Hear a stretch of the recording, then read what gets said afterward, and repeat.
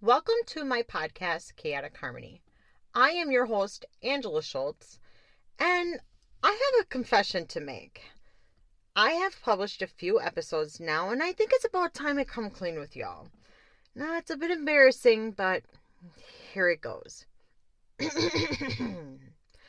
I, Angela Schultz, am obsessed with Chris Farley. Oh, it feels good to get out there. Well, I mean, most people that know me know this already, but whatever. The rest of the world, guess what? I love Chris Farley. My obsession started in 1995 when my Aunt Monica introduced me to the movie Tommy Boy. I always thought my aunt was super cool and wanted to be just like her. So if she thought the movie was funny, then it had to be. And I thought it was. I don't care about anybody else's opinion. That movie, to this day, is still my all-time favorite. I still laugh whenever I watch the damn thing, even though I know the movie like the back of my hand. And because I've watched it more than I probably should have, I memorized just about every line, which tends to make it hard for anyone to actually want to watch it with me. According to them, I'm annoying. But if you ask me, I think they're just jealous of my talent and passion for the movie. The reason I love that movie is because Chris Farley, was living his best life in his eyes, making mistakes as he went along that made him look like a dumbass. He laughed throughout all of his misfortunes and gave no fucks. And never gave up as well.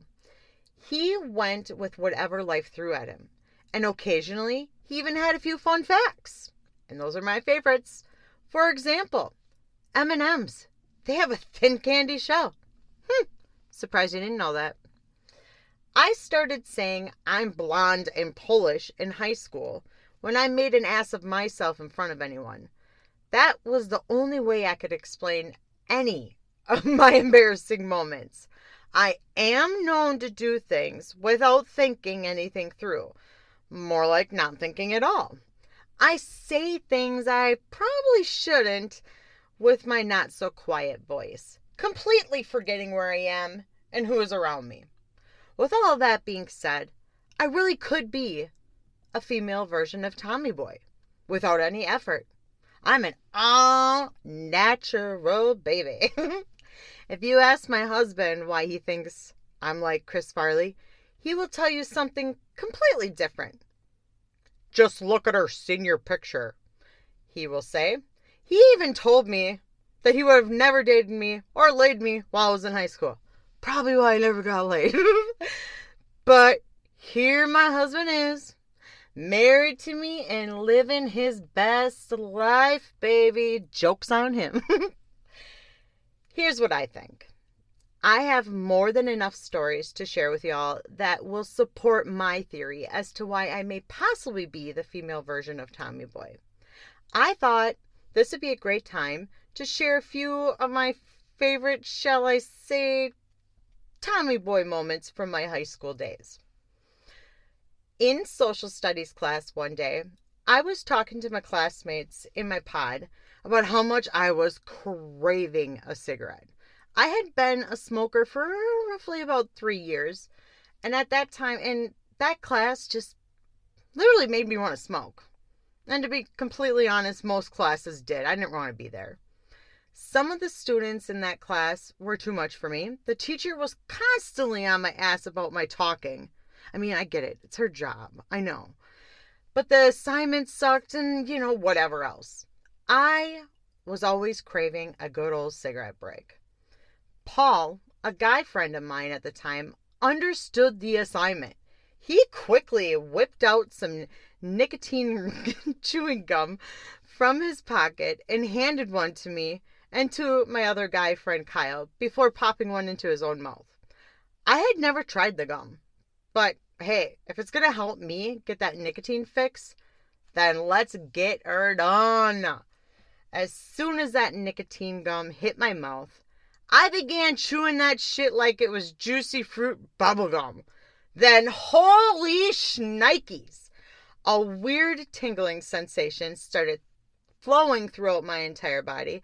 I wasn't sure if that was even supposed to happen. But it didn't stop me at all from aggressively chewing that nicotine gum. I eventually looked over at the guys that were chewing the same exact gum and noticed that they weren't chewing their gum like I was. In fact, they weren't chewing at all. What the fuck? Was I doing this wrong? Or were they feeling like I was too? Without warning, I went from having a weird tingling sensation to feeling like I was going to throw up at any moment. My head felt like it was a damn helium balloon just floating around everywhere. And I began to sweat in places that I didn't even know could produce sweat. My face must have shown all of that as I leaned forward to Paul and I whispered, "What the fuck? I feel like I'm gonna puke. Is this normal?" Paul couldn't stop himself from losing his shit. He was laughing so fucking hard. I just stared through him as I turned more pale and sweaty by the second. Paul tried like hell to whisper, "Duh! You're chewing it shit like crazy." I managed to somehow get out, "Well, I thought it was supposed to. It's called gum, right, dumbass?" That's when Paul decided it would be a good idea to explain to me how I was supposed to properly use the nicotine gum. You know what, Paul? You could have fucking said something before you gave it to me. I didn't even hear most of what he said anyways because I had to run up to the middle of the front of the classroom trash can, dunk my head into it as far as I could, and puke out everything that I ever ate in life. That's what it felt like, honestly. Now, I have never been able to puke without peeing. Yeah.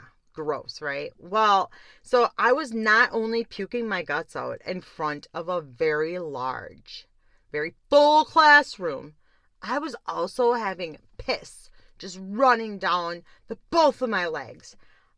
I forgot where I was at one point because I was just puking my guts out. It was more like I gave into the situation. I had no choice. So the classroom got all the sound effects that I made with it. This went on for more time than I would have ever wanted. Eventually, I was able to lift my head up from that disgusting trash can and live with the fact that I had just puked and pissed myself in front of everyone. All because I wanted a cigarette.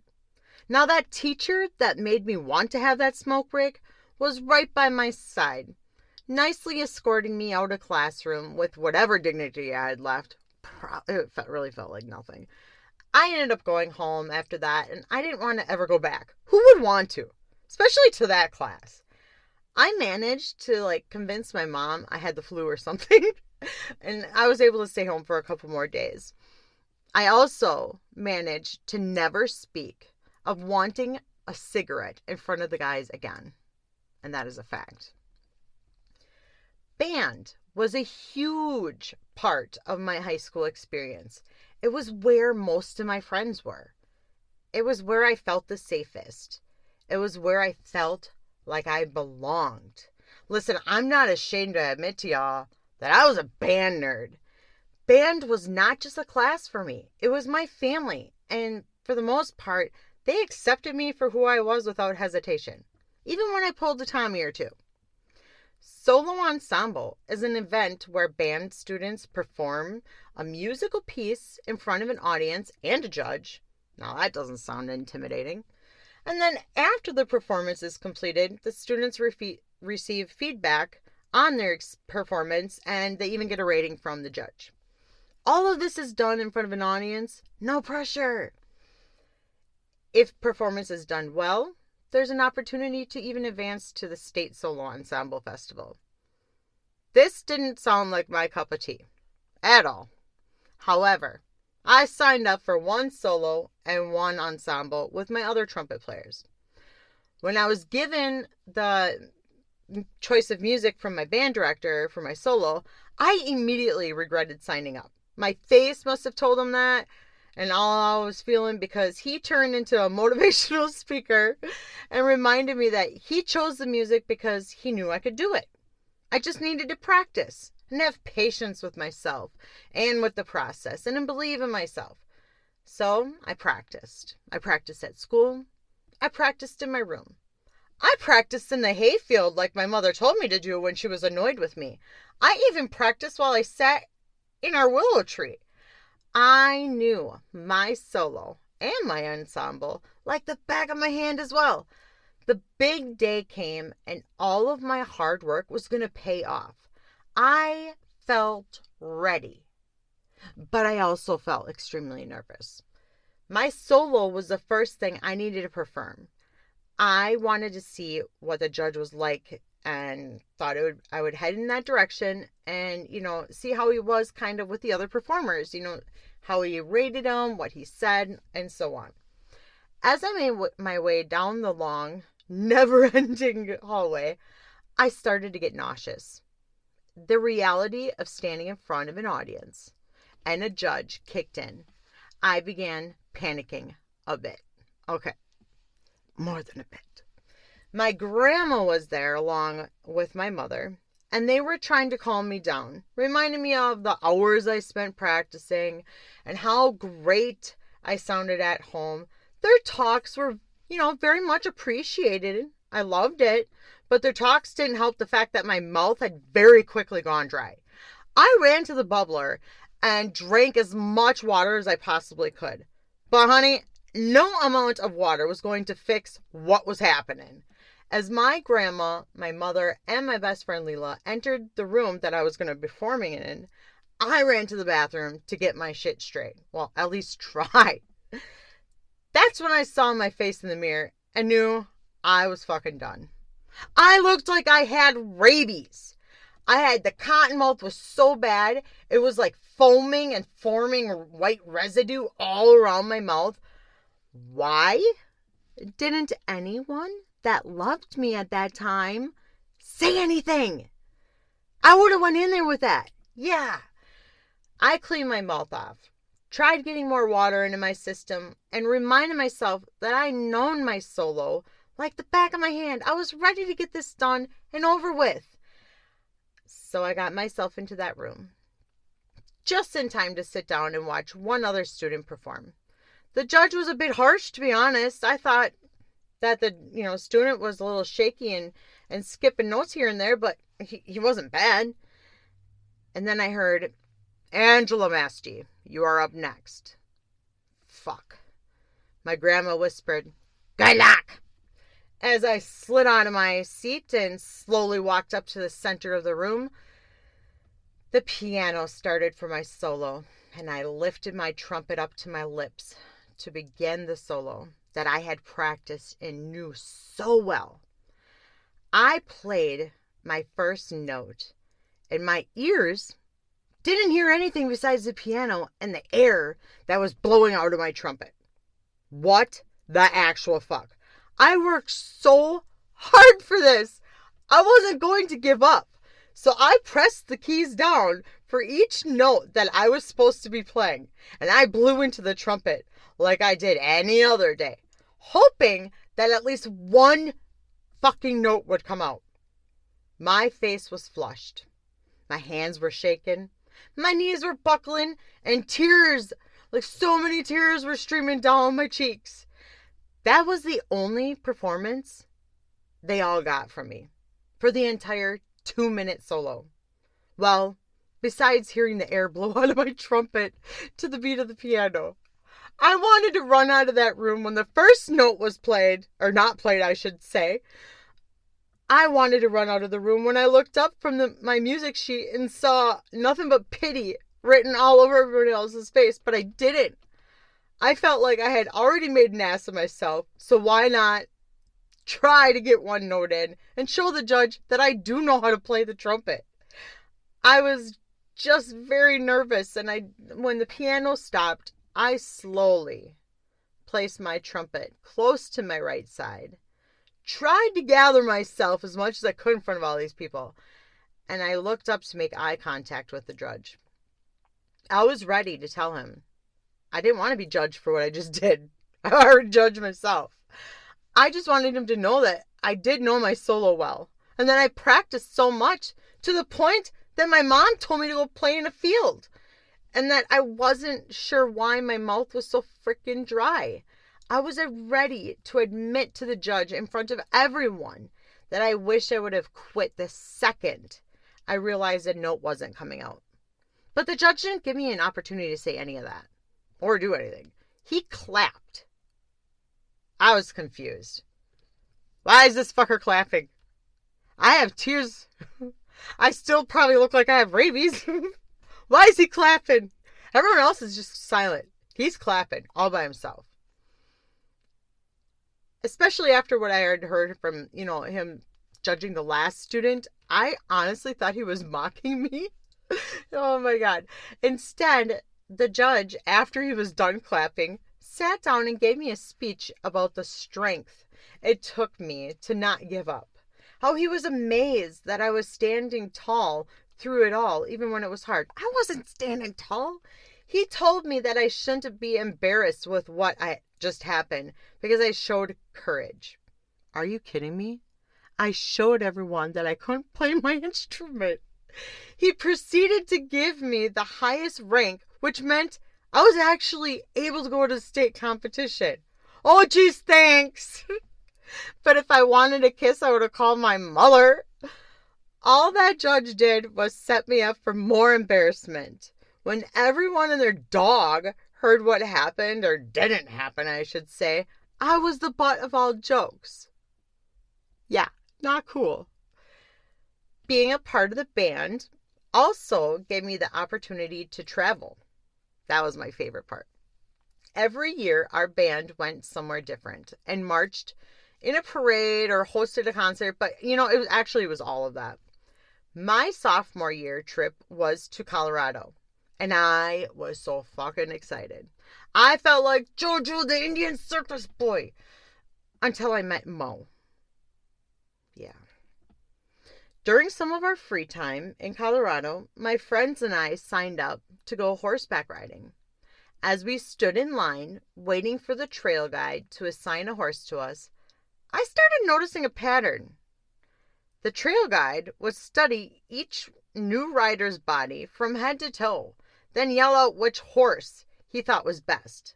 My skinny friends got these beautiful, slim horses. My medium-sized friends got the horses that had a few extra pounds. And I got Mo. Mo looked like an old Amish horse that wanted to quit his job years ago, but they wouldn't let it. I looked at the trail guide and asked him if I could get a different horse. No other horse for you. Now, I know why Mo is still around. Mo is made for the pleasantly plump. And I had what doctors call a little bit of weight problem. I wasn't going to question the guide's judgment. It's his job. And I wasn't sure I wanted to hear him say I'm too fat for the other horses either. After the rules and all the do's and don'ts were yelled out to our group, we were able to climb onto our horses and start following the guide. The trail started out beautiful. Breathtaking is more like it. Mo and I were in the middle of my two very good friends. Life couldn't get any better than this. I did make a quick observation that kind of worried me a little, though. Much of the trail we were riding on was in between trees, making the trail seem very narrow. And Mo was, shall I say, too wide for most of those passages. I would have to nudge Mo just to get him to walk through the damn trees. Sometimes, because it was so narrow, I would have to lift my legs up when passing through. Because Mo's brute-ass body wouldn't allow it to happen. Let alone my dangling legs all together. It was just, I would have broke a leg. And I also noticed that the trail wasn't on flat ground. Now, I am deathly afraid of heights. So this observation didn't make things any better for me. But I didn't want my fears to stop me from the experience. I signed up for this, knowing that there was some risks. Mo wasn't handling the beautiful trail like all the other horses. He was kind of clumsy and very fucking slow. I thought it was just me making things up in my head because I was annoyed that I got the fat, ugly horse, until my best friend that was behind me said something when Mo slipped for the 100th time. I had to accept the fact that Mo was on his own clock and didn't give a shit about anything, including his own safety. He was trying to quit the goddamn job. I only say this because when the trail guide stopped to show all of us, trail riders, something in the woods, I guess, I couldn't even look because all the horses in front of me stopped and stood like they were supposed to. Mo, on the other hand, decided to switch it up a bit and slowly started sliding backwards. His left hoof must have decided to give up on life. Like the rest of his body, actually. We began sliding down a very steep cliff that was on the edge of our trail and what felt like slow motion. I wasn't going to go down with him. No way.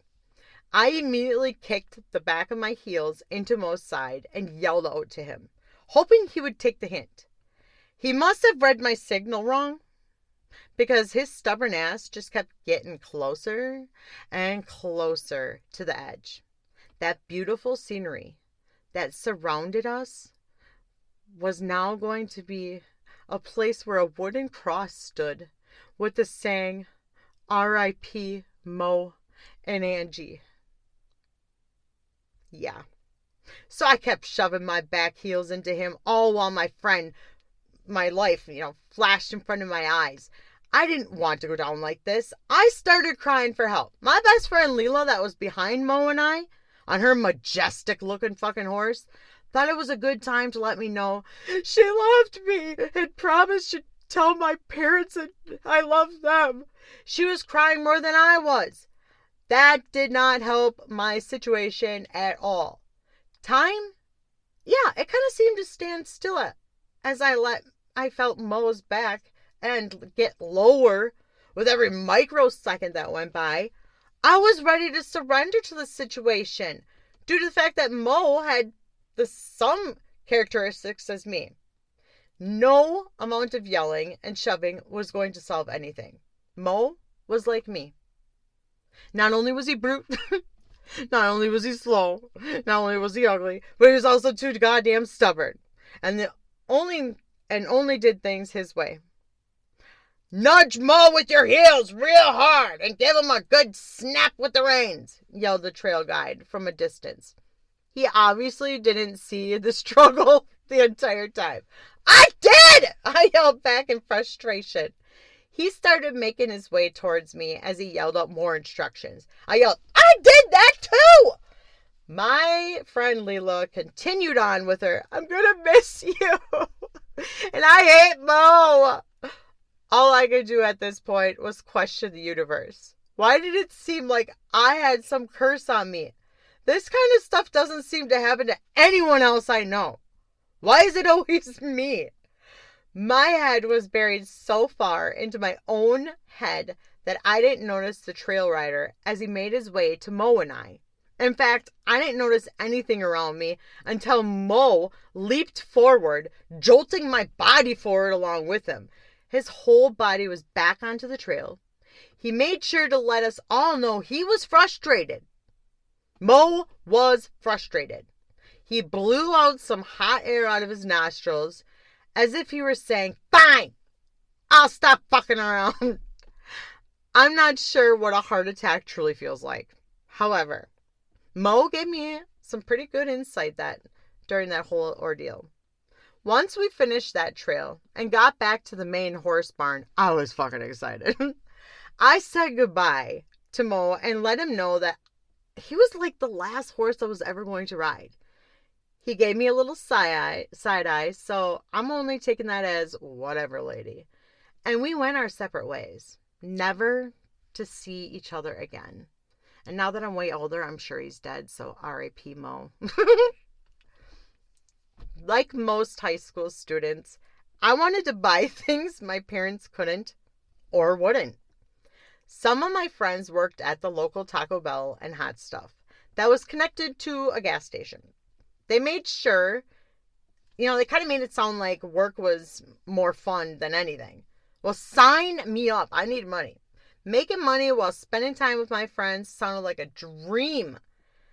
Getting trained by teenagers was, well, I can't find the perfect word for it, so I will use interesting. There was never a dull moment. The pranks were endless, especially if you were a newbie.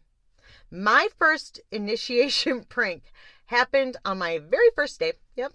I grabbed my drink, put the straw to my mouth, and took a large sip of my soda. My mouth tasted something other than my soda.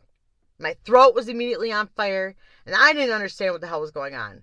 Like a dumbass, instead of investigating, nope, I just took another sip. This time, I made sure it was a smaller sip, so, I tried. What the hell was wrong with my fucking drink? And then I hear, gotcha! I turn around quickly and saw Josh, the guy that was training me, hunched over, laughing so hard, not funny, and he goes, why the hell did you take a second sip, dumbass? Well, what the hell did you do to my soda? He walked over to me, giggling the entire time, and lifted the straw out of the cup. That's when I saw what I was really drinking. There was an open hot sauce packet at the end of my straw. Because I am me, all cool and ditzy, this drink prank happened to me more times than it should have, and I always fell for it. Ugh. Another time during my training, I was cleaning the counter space near the cash register. Sorry. Attempting to make some sort of order out of the clutter. While cleaning up, I found a small rectangular object that had a button in the middle of it. It wasn't labeled, and it looked completely useless. I asked Josh what the heck it was. It turns the lights on in the back shed. With a puzzled look, I responded back, there's no back shed. I haven't seen one. He snaps back quite quickly with, there is, right back there, as he points towards the drive-through window, actually making me question myself. But that's actually pretty easy, because I'm blonde and Polish. Josh followed with, you have been here for how long, and you haven't seen the shed? No, I haven't seen it. And why is this button for the shed floating around in a fountain cup that has all kinds of other shit in it? He just shrugs his shoulders, and he says, I only work here, and then walks away. I stood there for a second, staring down, still holding that mystery button, then looked up towards the drive-through window that Josh had pointed to. If there's a back shed, and this button turns on the lights, well, let's try it out. I pressed that button once. I didn't see any lights turn on, which didn't surprise me because I didn't see the damn shed. Josh swore it was there. I was about to put the button down, but like any other day, I couldn't let this go. What the hell did this button do? Josh went to the soda fountain to refill his cup, and I started pressing that button rapidly. No lights, Josh. You're a liar.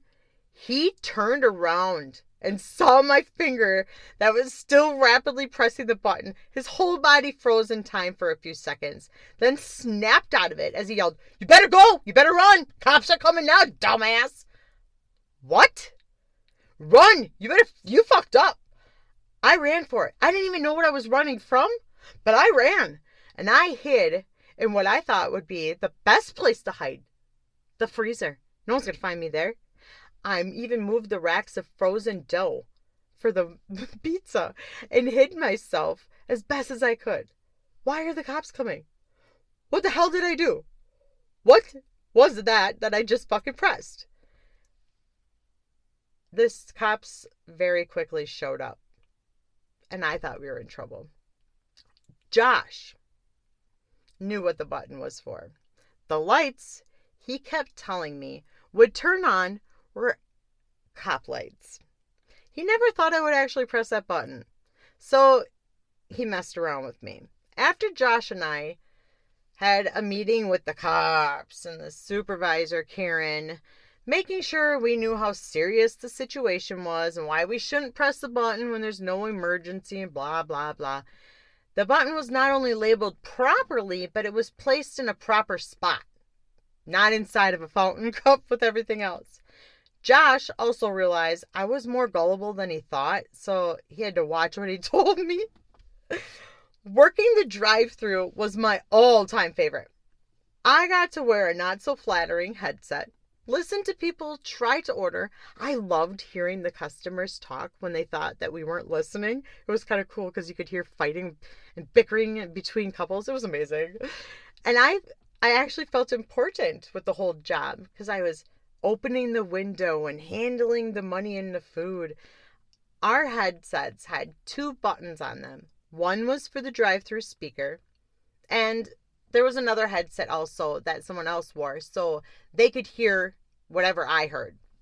And the other button was to only be used to talk to the other person. I played drive-thru when I was growing up with my siblings and cousins, like on our front porch, so I was more than prepared for this job. I was born for it. My supervisor, Karen, was the coolest supervisor you could have ever had. She was all of 5'2", stout, with a brown mullet, and had an attitude of, I don't give a fuck. She was there to make money and then to go home to her family. As long as we all got our jobs done, Karen was happy. This was a good Karen. She wasn't no bad Karen like these days.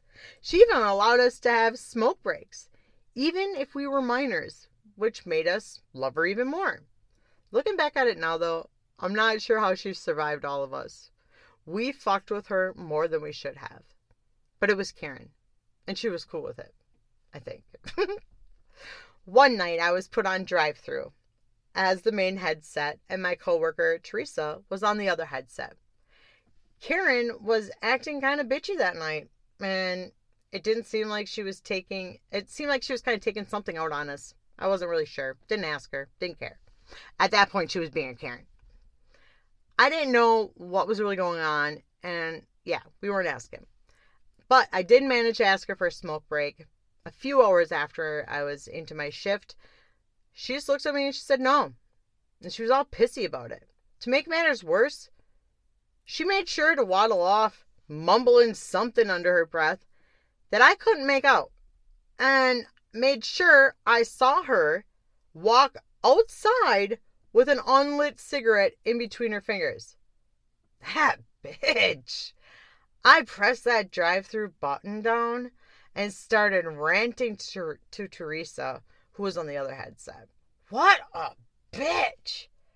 What the hell crawled up Karen's fat ass? I don't understand why she's being such a bitch. What the fuck? I stopped rambling as soon as I saw Karen walk back into the building. She swung that glass door open so hard I thought it was going to break. She was stomping and waddling herself towards me with a face that gave off a I'm going to fucking kill you vibe. Well, the dumbass that I am happened to have pressed the wrong button. So when I went to rant about Karen, you see, Karen went to her vehicle and lit her cigarette up. The Taco Bell drive-thru speaker that was roughly 25 feet away from her turned on without any customers there, and that rant I was doing, that was meant for Teresa's ears only, was heard by anyone and everyone that was outside pumping gas, having cigarettes, whatever. It was for the public. I wish I could say that was the only time that happened, but it's me. And it wasn't. I never pressed the right buttons, and I am much older now, and I still don't know which buttons to press. Once those paychecks started rolling in, this girl needed to do what most teenage girls do. Spend all of that like it was going out of style. In my defense, a girl can never have enough clothes. Now, as embarrassing as this is, I was obsessed at the time with having matching bra and panty sets. That was because I didn't have kids or anything else. I am honestly not sure why, but I'm pretty sure I'm also not the only girl out there that does that. Homecoming was approaching, and I wanted to get a bra and panty set to match my dress. Which is weird because I was a virgin at the time, and I had like zero prospects. And if you go by what my husband says, he wouldn't have even fucked me. So it wasn't like someone was going to really see these things. Now, I'm a bit top heavy. Best way to describe that is like literally the best way to describe my rack. The one thing that I noticed early on was the bigger a woman's rack was, the uglier the bras looked. It was difficult finding bras in my size that didn't scream grandma. Now that I'm a grandma, I don't care. The stores didn't make it any easier by hiding the large-breasted titty holders on the very bottom racks, which I never understood because us top-heavy women already have enough back issues, so why are we having to get down low to find what we need? Well, anyways, I was on a mission with Leela, and nothing was going to stop me from spending my hard-earned money. Well, not really hard-earned, but whatever, my money. I was bent down, not paying attention to my surroundings, like normal, searching for that perfect bra. I had zoned out everything around me, and I just kept my ass straight up and my arms stretched out, searching through all of the granny bras in hopes that I would find the diamond in the rough. From the corner of my eyes, I saw a super cute bra. On a different rack, it was exactly what I was looking for. I was already bent over. I just needed to move my body a little bit and then rip! It stopped me dead in my tracks. What the fuck just happened? And why am I feeling cold metal touching my naked skin? That very loud and aggressive rip was the ass of my jeans. The rack of bras behind me was hooked to the inside of my pants, extremely close to my bits and pieces. I was literally stuck. I couldn't move. Otherwise, my jeans would rip even more, showing off even more, and I was already bearing enough for the store. Why does this shit happen to me? Leela laughed till she couldn't breathe. Well, she was no help for me at all. And I don't blame her. I would have laughed my ass until I pissed myself watching her. All she could do was point at me and laugh, only making it more obvious for everyone else to see me. I couldn't laugh because any slight movement I made would have taken the whole damn rack of bras down, and that would have made my rip even worse, and I would probably went down with it. It was large enough already, and I wanted to laugh, but I actually kind of wanted to cry even more out of embarrassment. After Leela collected herself a bit, she was able to help assist me. Are you okay? Oh my God, I'm so sorry. I'm laughing. I can't stop. Of course I'm okay. I'm just dandy. I lifted my ass up and she held the rack down so I could wiggle my ass out of the damn rack. Then she gave me her sweatshirt, such a sweet girl, so I could wrap it around my waist and get to a safe area. That being the fitting room. Our shopping trip went from buying bras to buying new pants for damage control. Those pants didn't guarantee any kind of safety from myself or my luck. Now, the last story I'm going to share with y'all happens to be my favorite. You know what they say. Save the best for last. I personally think this story alone is enough for me to qualify as the female version of Chris Farley. It all started on one beautiful Friday night. The weather was not too hot and not too cold. My friend Leela and I planned a sleepover at my house. We thought it would be a good idea to place a blanket down in the front yard, close to the willow tree, and lay under the stars. To make the occasion even better, we decided to add alcohol to the mix. My mother was okay with us drinking, but wasn't going to supply it. She told us if we came across some of our alcohol on our own, she was okay with us drinking in the yard. She just said, and I quote, "Don't do anything stupid." Why she felt the need to say something like that out loud, I'm not really sure. I can only make assumptions. But she did. She might have cursed me a little bit. I don't know. I lived on a decent-sized dairy farm that was located off of a county road in the country. It was surrounded by hay fields, cornfields, manure, and a few other farms down the road. Leela and I wanted to just lay low and try to be cool. What is so stupid about that, you know? I did manage to find someone to purchase what we wanted, and that was bottled hooch we heard everyone talking about. I honestly don't remember how long it took us to get a little buzz going while we were laying there. But once we did, my mother's, don't do anything stupid, that fucked off. Now, before I go any further with this story, I gotta throw this out there too. Leela and I were honor roll students, dedicated band members. Both of us had jobs. We never got in trouble. We were not exactly invited to parties that everybody else was going to. What I'm getting at is we weren't popular. We were the goody two-shoes. I refuse to say we were brown-nosers. However, we were both teachers' aides as well. So this hooch experience was our let's see what the fuss is all about. We laid on that blanket on my front lawn, giggling at just about everything. Empty bottles of hooch started to pile up around us. Then a car drove by. One would think, well, duh, Angie, it's a road. That's what vehicles do. That's what it's there for. But hear me out. This was a county road in farming country.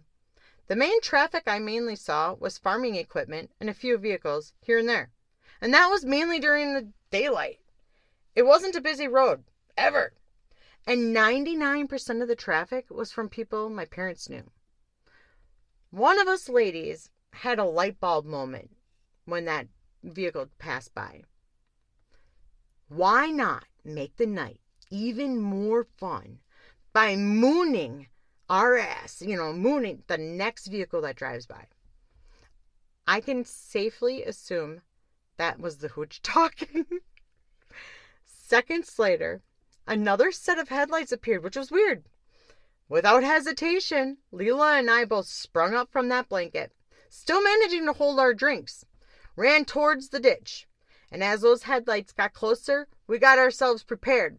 Both of us pulled our pants down and our underwear down, and we assumed the position, bent down as far as we could with our ass up as high as possible. That vehicle drove by pretty fast. We both put ourselves back together, laughed at how funny that was, and went back to our blanket and drinks. That was fun. Why not do it again? And so we did. This time, it didn't feel as fun or as risky as the first time. One of us, and I'm really not sure which one, probably me, proposed flashing our tits to the next vehicle. I mean, come on, think about it. We already bared our ass a few times that night.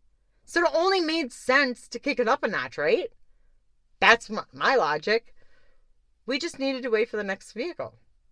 We laid there waiting for another set of headlights.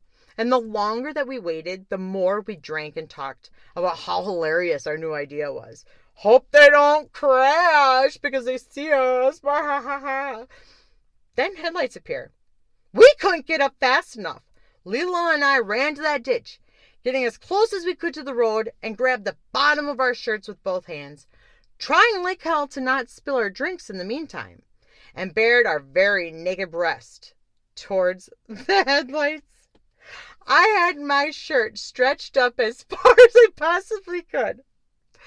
Because I couldn't see Leela through my shirt because it was so high up, I was yelling to her about how this was a little cold and my nips are hard as fuck and this is so fun. But I didn't hear her say anything at all, really. In fact, I didn't even hear her giggling like she was seconds ago. That's when I noticed something odd through my shirt. that was still lifted up above my head. I saw something other than headlights. I saw the red, the white, and the blue. Okay, what the fuck is going on and where is Leela? Panic started to kick in as I took the shirt that was over my head and put it down. I made a split-second decision that my drunk mind wasn't allowing. That vehicle Leela and I flashed was a county sheriff. And he was now making his way towards me. I mean, literally, he went in our driveway and then went onto our lawn, drove over some trees, little trees that we had planted, and was chasing me. My first instinct was literally to run. I had to. And that's exactly what I did. I ran towards my house with a hooch bottle still in my hand. I wasn't thinking. However, vehicles, they tend to be faster than heavier set people. Stop running! How was I supposed to stop running without getting run over? Right? He was right on my ass. I surrendered rather quickly, though, because fat people really can't run fast, I was still holding on to my hooch bottle as I yelled out, oh, hi! All innocently, as if, I didn't do anything. Yeah, I tossed my bottle somewhere in the yard at the same time, hoping he didn't see anything at all. And in a very stern voice, the sheriff yelled, "Where's the other one?" from his vehicle. Which other one? All innocently. He looked at me, all stupid, and said again, "The other one." I honestly didn't know where Leela was at that moment and wasn't going to rat her out because she's my best friend. So I improvised. "There is no other one." Acting all dumb. The sheriff then climbed out of his vehicle, held a very bright flashlight into my face, and aggressively said, "I saw it too." Me being dumbass. "Yeah, 1 and 2, as I grabbed each one of my breasts. This answer seemed to have annoyed him even more. I'm only assuming that based on how he shook his head back and forth in disappointment. And now I look back at it, it's really fucking funny. So actually, he shouldn't have been shaking his head at all.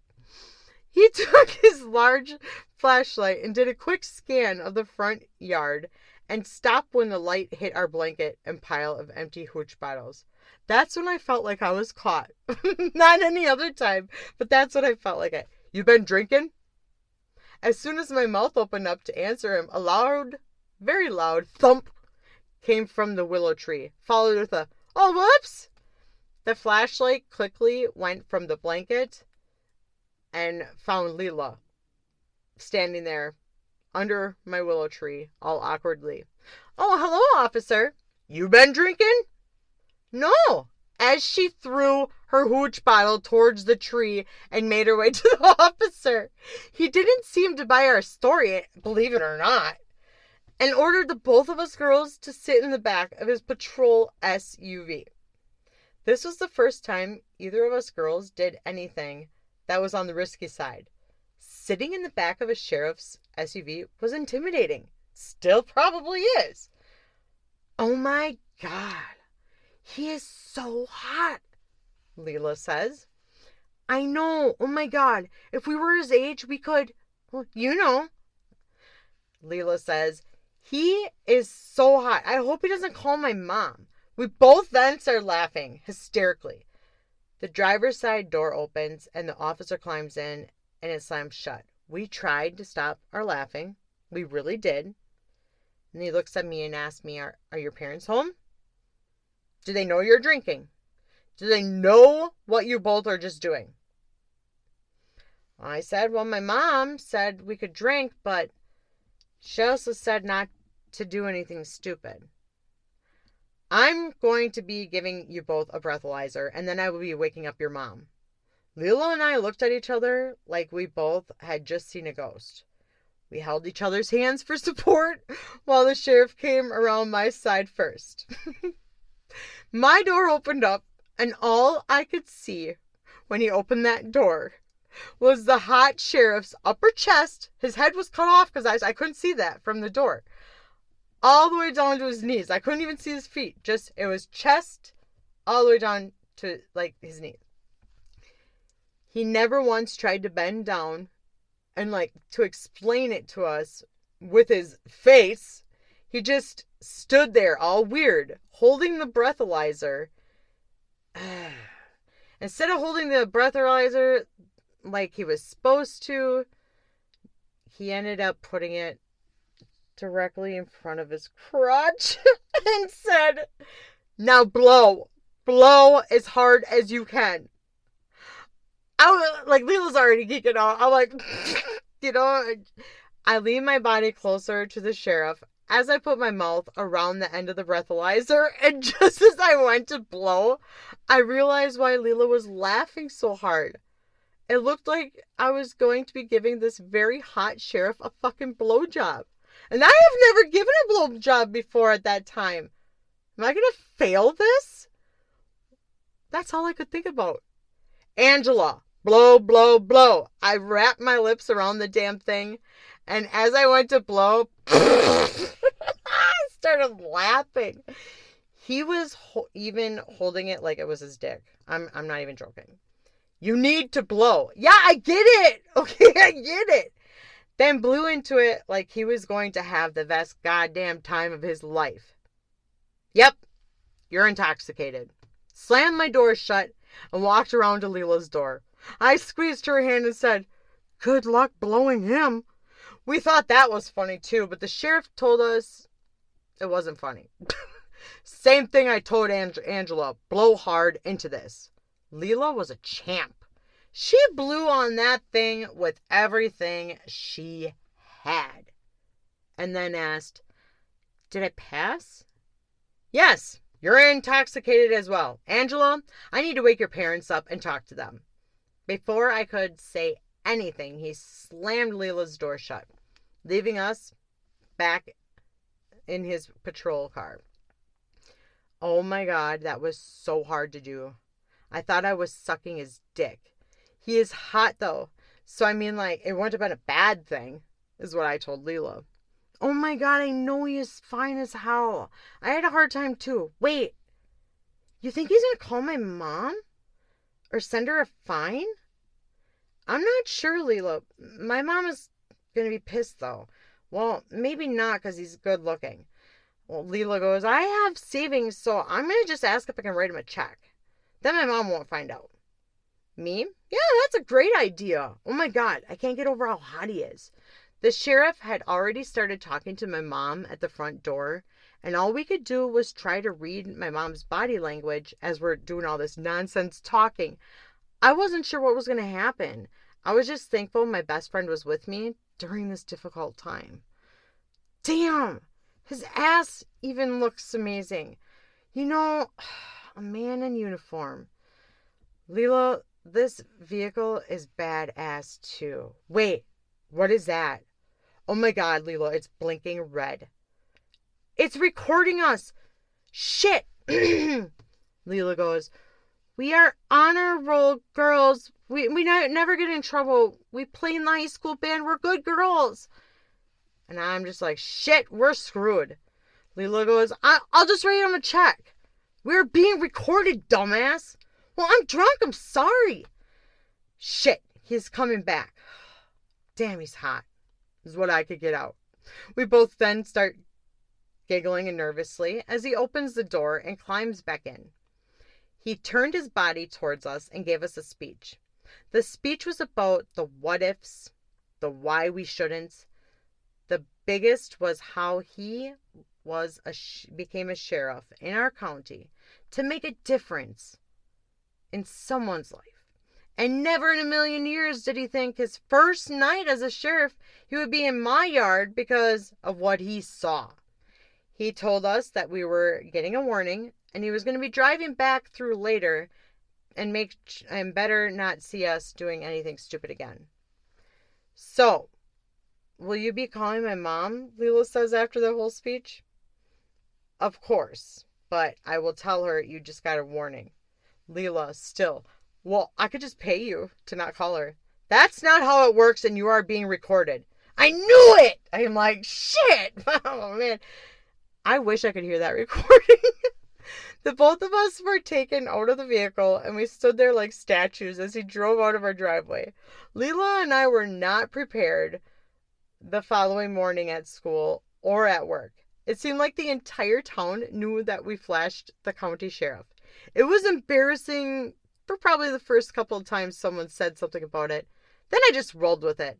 I mean, think about it. How many people actually, do you know that can say they flashed a sheriff on accident and they even got to blow him?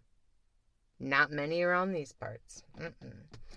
Now, I've seen a lot of things in my life, but that was awesome. I want to dedicate this episode to my youngest son, Colton. He is just like me, doing things that are random and silly without knowing he is embarrassing himself. And if he is knowing that, he's not giving in a shit at all. He will do just about anything to prank someone or annoy them. He is my mini Tommy. Sometimes the Richard to my Tommy, and may not realize it. Colton, if you happen to ever hear this in the future, because I know you're not going to listen to it anytime soon, I am not sorry that you got your personality from me. It makes life more interesting, even if you are the butt of the joke, and Mom loves you. To everyone else, thank you for tuning in and listening to my silly stories. Stay tuned for more episodes, and like me, go out there. Embrace the weird and make normal feel boring. Bye.